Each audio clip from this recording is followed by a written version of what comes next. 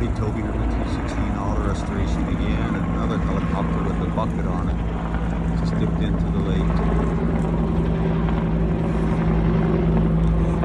Got a lot of forces coming out trying to get this forest fire out. It's the beginning of July and we're getting fires already. Not a good thing. Look at that thing, it's raging. They had a pretty good handle on it last night.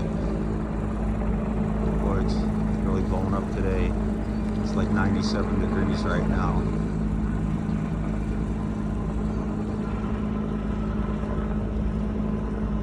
Just hope that that can snuff it out.